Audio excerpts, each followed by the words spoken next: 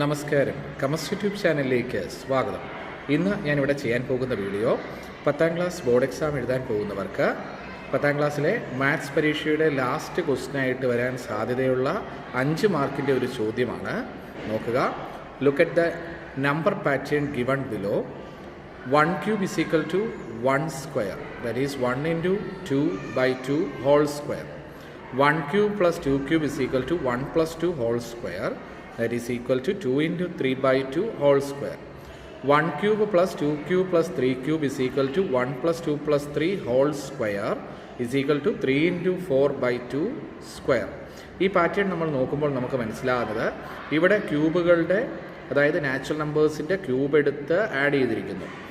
അപ്പോൾ ഇവിടെ കിട്ടുന്നതാണെങ്കിൽ നാച്ചുറൽ നമ്പേഴ്സിനെ അതിൻ്റെ സം എടുത്തിട്ട് സ്ക്വയർ ചെയ്തിരിക്കുന്നു. അപ്പോൾ ഇങ്ങനെ വരുമ്പോൾ അടുത്ത ലൈൻ എഴുതാനാണ് ആദ്യത്തെ ചോദ്യം. നോക്കുക. Sum of cubes of consecutive natural numbers starting from 1 are shown above. Analysing the number pattern, answer the questions. ഇവിടെ നമുക്ക് മനസ്സിലാകുന്ന കാര്യത്തിൽ നെക്സ്റ്റ് ലൈൻ വരുന്നത് ഇങ്ങനെയാണ്.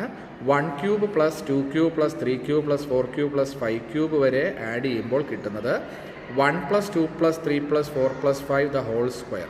അതായത് 5 വരെയുള്ള നാച്ചുറൽ നമ്പേഴ്സിൻ്റെ സമ്മ് കാണുന്നു, എന്നിട്ട് സ്ക്വയർ ചെയ്യുന്നു. അതിന് 5 ഇൻറ്റു 6 by 2 ഹോൾ സ്ക്വയർ.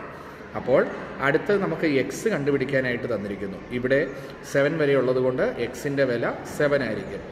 അടുത്തതിൽ 1 cube plus 2 cube plus 3 cube plus etcetera 8 cube is equal to, ഇവിടെ വരുന്ന number 8 into next natural number, അതായത് 9 by 2 ഹോൾ സ്ക്വയർ. അപ്പോൾ വൈയുടെ വില 9.